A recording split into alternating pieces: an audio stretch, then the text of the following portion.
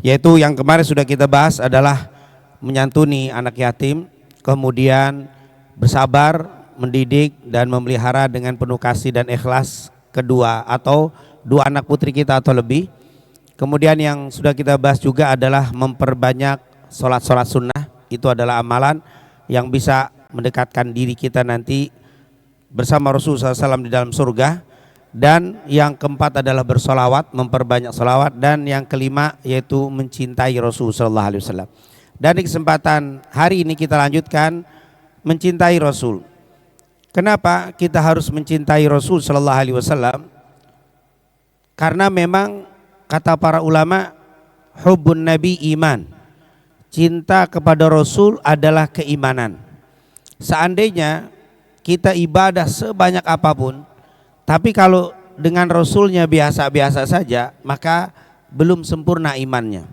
Sebagaimana dikatakan di dalam hadis Bukhari dan Muslim, dikatakan di dalam kitab Sahih Bukhari, qala haddatsana Muhammad bin Bashar wa Muhammad bin Muthanna, qala haddatsana Muhammad bin Ja'far, qala haddatsana Syu'bah, qala haddatsana Qatadah an Anas bin Malik radhiyallahu anhu qala Rasulullah sallallahu alaihi wa alihi wasallam, la yu'minu ahadukum hatta akuna ahabba ilaih min walidih wa waladih wan nasi ajma'in. Dikatakan oleh Al-Imam Al-Bukhari dan Imam Muslim juga, beliau mendengar dari gurunya Muhammad ibn Bashar dan Muhammad ibn Muthanna. Kedua gurunya mendengar dari Muhammad ibn Ja'far, mendengar dari Syu'bah, mendengar dari Qatadah sampai kepada Anas ibn Malik. Apa kata Anas bin Malik? Rasulullah SAW bersabda, la yu'minu ahadukum, belum beriman salah seorang di antara kalian. Maksudnya belum beriman, la yu'minu imanan kamila, belum sempurna iman kalian dengan iman yang sempurna, hatta akuna ahabba ilaih, sampai aku dia cintai, melebihi cintanya min walidih wa waladih wa nasi ajmain, sampai dia mencintai aku melebihi cintanya kepada walidih, kepada kedua orang kandungnya, kedua orang tua kandungnya, wa waladih dan anak kandungnya, wa nasi ajmain. Ini menunjukkan bahwa cinta kepada Rasul tidak boleh sedang-sedang saja, dan bukan sebuah ikhtiari, bukan sebuah mau cinta boleh, tidak pun boleh, yang penting ibadah. Tidak begitu. Wajib, bahkan tidak sempurna iman kalian sampai kalian mencintai aku, melebihi cinta kalian kepada kedua orang tua kalian, anak kalian dan seluruh manusia. Dipertegas dengan riwayat Bukhari juga dari Umar bin Khattab. Beliau pernah datang ke Rasulullah. Dia bilang, ya Rasulullah, la anta ahabbu ilayya min walidi wa waladi wan nasi ajmain illa nafsi. Ya Rasul, Anda saya lebih cintai daripada kedua orang tua saya, anak saya dan seluruh manusia, kecuali diri saya sendiri. Apa kata Nabi? La ya Umar, belum sempurna imanmu wahai Umar, hatta akuna ahabba ilaik min nafsik, sampai engkau mencintai aku melebihi cintamu terhadap dirimu sendiri. Apa kata Umar bin Khattab? Al-an ya Rasulullah, la anta ahabbu ilayya min nafsi, sekarang kau ya Rasul lebih aku cintai daripada diriku sendiri. Maka saat itu Umar menjawab, al-an ya Umar, sekarang baru sempurna imanmu wahai Umar. Sekelas Umar bin Khattab belum sempurna imannya kalau belum mencintai Rasul melebihi cintanya terhadap dirinya sendiri dan juga orang tua dan anak dan seluruh manusia. Bagaimana dengan kita? Oleh karena itu, berbicara cinta tentang Rasul itu tidak boleh sedang-sedang saja. Memang kalau cinta selain kepada Nabi itu harus sedang-sedang, nggak boleh full. Dikatakan oleh Rasulullah SAW, ahbib habibaka hubbamma asa ayyakuna baghidaka yaumamma wa baghid baghidaka bughdamma asa ayyakuna habibaka yaumamma.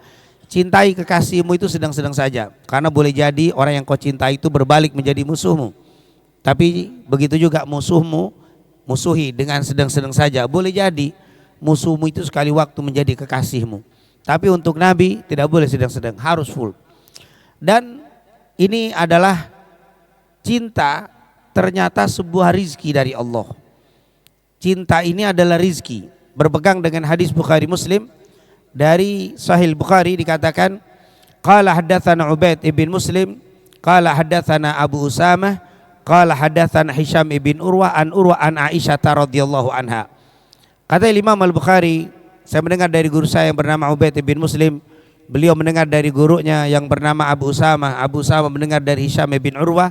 Hisham mendengar langsung dari Urwah. Urwah mendengar dari Aisyah. Apa kata Aisyah? Ma ghirtu ala nisa'in nabi illa ala Khadijah radhiyallahu anha. Saya, kata Aisyah, tidak pernah cemburu kepada para istri Nabi melebihi kecemburuan saya kepada Khadijah radhiyallahu anha. Walam udrikha, padahal saya belum pernah ketemu dengan Sayyidah Khadijah. Jadi istri Rasul itu banyak. Yang pertama istri Rasul adalah Khadijah radhiyallahu anha. Setelah Khadijah meninggal hampir 4 tahun lebih, hampir 5 tahun lebih, sekitar 4 atau 5 tahun, baru Rasulullah menikah dengan Khadijah. Memang melamarnya saat di Mekah, tapi satu rumahnya itu setelah perang Badar di Madinah. Artinya hampir 4 tahun lebih baru Aisyah diboyong ke rumah Rasul. Aisyah tidak pernah ketemu Khadijah, tapi saya paling cemburu dengan para istri Nabi dengan Khadijah. Walam udrikha, padahal saya belum pernah ketemu dengan beliau. Dan beliau sudah meninggal dunia, tapi paling aku cemburui dia. Kenapa? Likathrati dzikriha. Karena seringnya Rasulullah menyebut tentang Khadijah. Ini menunjukkan bahwa Aisyah itu sangat cinta dengan Nabi, maka ada kecemburuan. Jadi kata ulama, cinta itu harus ada cemburu. Ketika orang tidak cemburu berarti tidak ada cintanya. Yang kedua, Rasulullah banyak menyebut. Ini menunjukkan cinta itu harus banyak menyebut. Ciri-ciri orang yang cinta adalah dia banyak menyebut siapa yang dia cintai. Disebut terus. Sampai-sampai dikatakan, ya Rasulullah, kata Aisyah, bukankah Allah sudah menggantikan Khadijah dengan aku? Sudah ada aku ya Rasul, kenapa masih disebut Khadijah? Kata Nabi, tidak ada yang bisa menggantikan Khadijah. Saat orang tidak ada yang beriman, Khadijah orang yang pertama beriman kepadaku. Dan memang Khadijah adalah orang yang pertama beriman. Setelah itu besoknya baru Abu Bakar As-Siddiq. Saat orang tidak ada yang membela perjuanganku, Khadijah mengeluarkan seluruh hartanya untuk perjuanganku. Di saat orang tidak memberikan keturunan kepadaku, Khadijah memberikan keturunan kepadaku. Tidak ada yang bisa menggantikan Khadijah, kata Nabi Muhammad.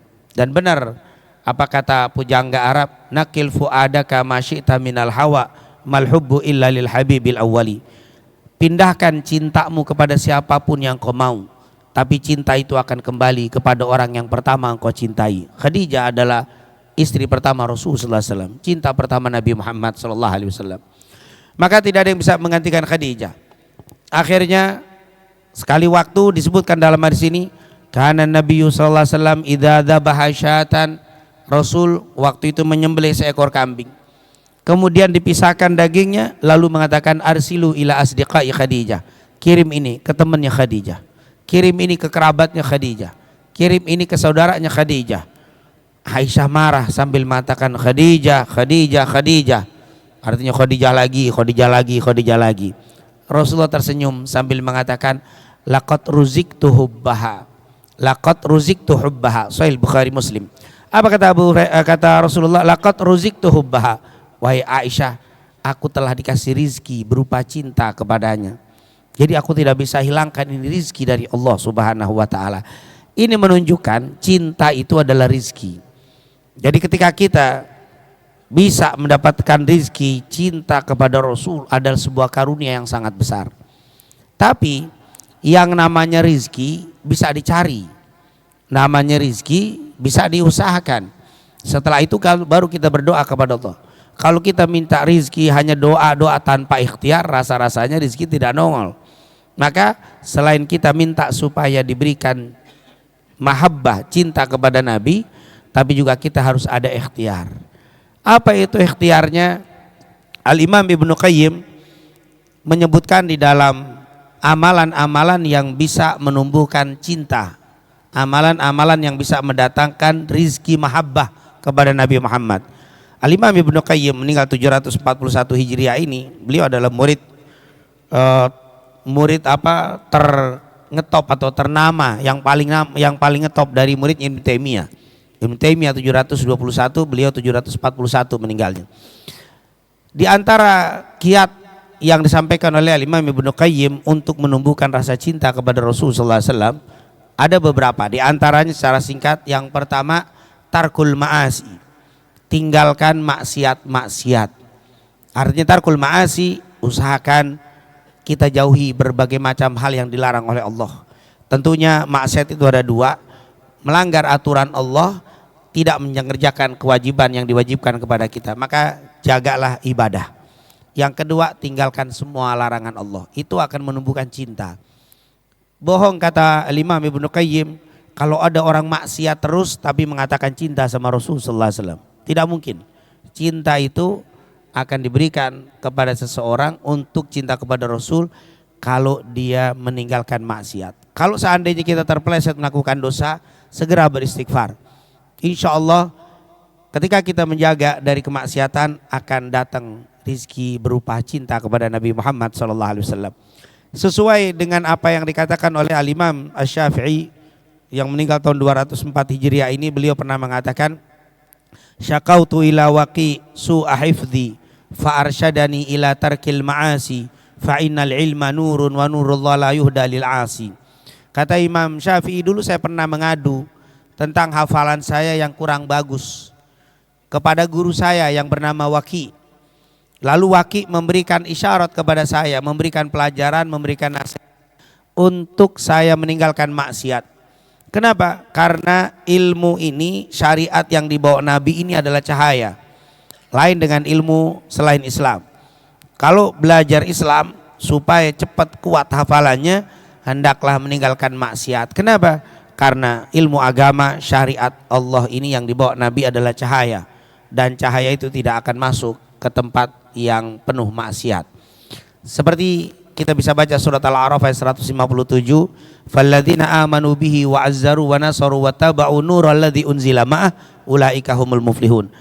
Syariat Nabi itu adalah cahaya, dan cahaya itu tidak akan masuk ke hati yang banyak maksiat. Maka mahabbah itu adalah syariat, dan syariat itu tidak akan masuk ke hati yang penuh dosa. Maka perbanyak istighfar, kalau terpleset melakukan dosa usahakan jauhi maksiat. Yang kedua, untuk menumbuhkan mahabbah bikathratis salati 'alan nabi, memperbanyak salawat kepada Rasul sallallahu alaihi wasallam.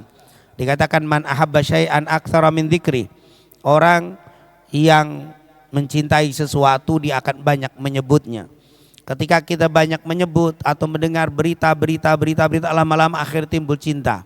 Begitulah, banyaklah bersolawat kepada Rasul, banyaklah dengar tentang solawat kepada Nabi Muhammad, itu akan menumbuhkan cinta di dalam hati kita kepada Nabi Muhammad sallallahu alaihi wasallam. Yang ketiga adalah bikathrah qiraati siratihi. Hendaklah kamu belajar sejarah Nabi Muhammad. Makanya di pertemuan kita di pekan pertama setiap Selasa ba'da zuhur ini kita berusaha mempelajari sirah Nabi Muhammad, sejarah satu hari bersama Nabi. Karena dengan kita sering mengenal Nabi, lebih jauh dalam mengenal biografi Rasulullah, manaqib Nabi Muhammad, akan tumbuh cinta. Man arafahu ahabbahu wa man ahabbahu ata'ah. Kata para ulama, siapa yang mengenal seseorang lebih dalam, dia akan tumbuh cinta. Dan ketika tumbuh cinta, dia akan mudah melakukan ketaatan kepadanya. Tidak mungkin kita kenal dan tidak mungkin kita cinta sama Rasul kalau kita tidak kenal Rasulullah SAW. Dan tidak mungkin kita akan taat kepada Rasul kalau kita tidak mencintai Rasulullah SAW. Maka amalan yang ketiga ini adalah pelajari sejarah Rasulullah. Dan alhamdulillah di tempat kita ini setiap pekan pertama di hari Selasa ba'da zuhur ini kita belajar tentang Rasulullah SAW. Yang keempat yaitu bitadbiqis sunnah biqadri mastata'. Kata beliau, bitadbiqis sunnah, dengan mempraktekkan sunnah-sunnah Nabi, biqadri mastata', sesuai dengan kemampuan.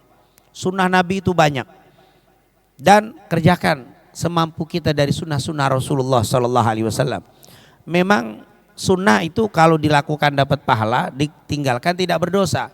Tapi kalau kita jaga sunnah itu yang tidak berdosa kalau kita tinggalkan, tapi kita berusaha untuk melakukannya, itu apa kata Allah dalam hadis qudsi? Allah pernah berfirman, wala yazalu abdi yataqarrabu ilayya bin nawafili hatta uhibbah. Tidak ada seorang hamba yang berusaha mendekatkan diri kepadaku dengan melakukan ibadah-ibadah sunnah sampai aku mencintainya. Jadi cinta akan tumbuh ketika kita berusaha melakukan ibadah-ibadah sunnah.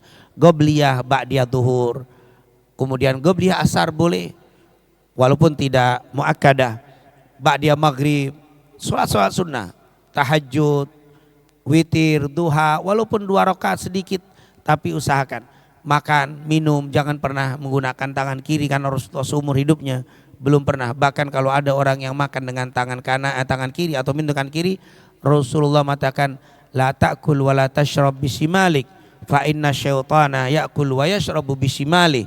Jangan makan dan minum dengan tangan kiri, sungguh setan makan dan minum dengan tangan kirinya. Kecil-kecil ketika masuk ke masjid, masuk dengan kaki kanannya, keluar dengan kiri. Yang kecil kita lakukan akan tumbuh sunnah kepada Nabi Muhammad, akan tumbuh cinta kepada Nabi Muhammad. Kata Imam Malik, siapa yang dapat amalan sunnah lalu dia tidak lakukan, dia simpan, apalagi punya mengatakan prinsip nanti kalau sudah banyak saya akan amalkan, tidak akan pernah diamalkan. Kata Imam Malik, kalau sedikitnya tidak diamalkan, banyaknya tidak akan diberi oleh Allah Subhanahu wa taala.